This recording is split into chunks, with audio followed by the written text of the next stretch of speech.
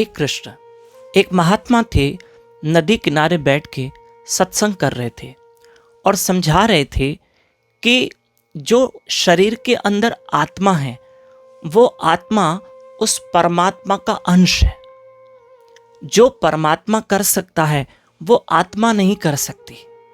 हाँ, परमात्मा जैसे अजर अमर है, अविनाशी है, वैसे आत्मा भी अजर अमर और अविनाशी है।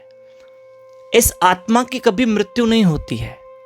मृत्यु तो इस शरीर की होती है, आत्मा की कभी मृत्यु नहीं होती है। आत्मा मृत्यु से परे है, पर आत्मा है परमात्मा का अंश।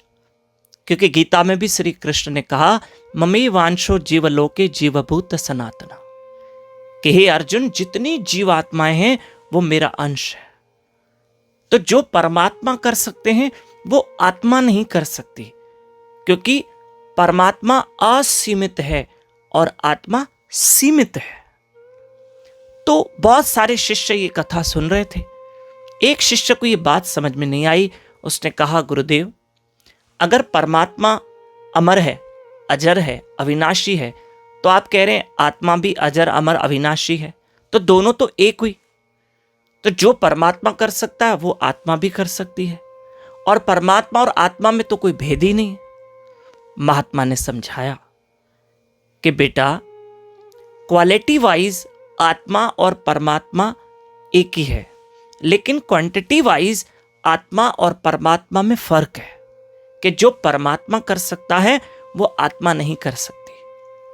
जैसे सागर, समुद्र, उस कितना विशाल है, उसमें पानी है, पर उसकी एक बूंद निकालो तो वो बूंद क्या है? वो भी पानी है।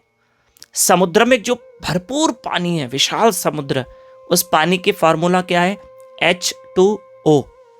और एक बूंद की भी फॉर्मूला क्या है? H2O।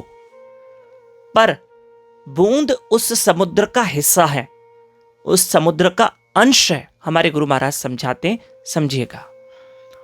लेकिन जो समुद्र कर सकता है वो बूंद नहीं कर सकती। समुद्र करोड़ों प्राणियों को पाल रहा है, संभाल रहा है। जल प्राणी उसमें पल रहे हैं, संभल रहे हैं, लेकिन बूंद जो है उसमें जीव जंतु पल नहीं सकते हैं। फिर भी महात्मा ने उस शिष्य को समझाने के लिए कहा, ये सामने नदी किनारा है, इसमें से एक लोटा पानी का भर के लाओ। वो लोटा पानी का भर के लाया, छोटा सा। अब बताओ कि उस बहती नदी में कितने जल जीव हैं? बोले लाखों होंगे, लाखों मछलियां होंगी, कछुए होंगे, बहुत कुछ होगा जीव। क्या इस लोटे में उतने जीव पल सकते हैं, समा सकते हैं? कहा, नहीं गुरुदेव, नहीं, बिल्कुल नहीं। तो बेटा, जैसे उस नदी में भी जल है, इस लोटे में भी जल है, पर वो नदी विशाल है और ये लोटा सीमित है। और जो नदी कर सकती है वो लोटा नहीं कर सकता, इसमें थोड़ा सा जल है।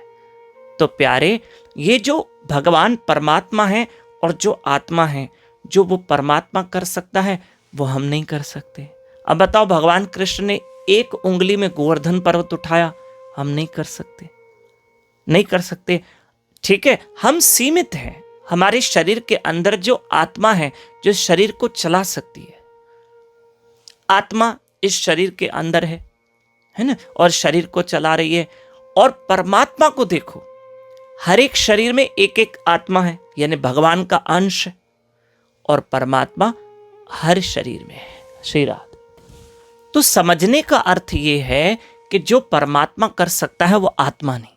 अब आत्मा सिर्फ एक शरीर को चला रही है, परमात्मा तो पूरी सृष्टि को चला रहा है। ठीक है, ये अंतर है। तो आपको बता दें कि हमारे गुरु महाराज श्री मधुसूदन बापू जी यूरोप में पधार रहे हैं। बापू जी सरकार के प्रवचन 6 फरवरी से 11 फरवरी तक स्पेन में हैं, और 15 फरवरी से 18 फरवरी तक बापूजी सरकार के प्रवचन जर्मनी में हैम्बर्ग में हैं। और आपके अगर रिश्तेदार रहते हैं वहाँ, उनको सूचित कीजिए, हम समय समय पर सूचना और देते जाएंगे। हरे कृष्ण।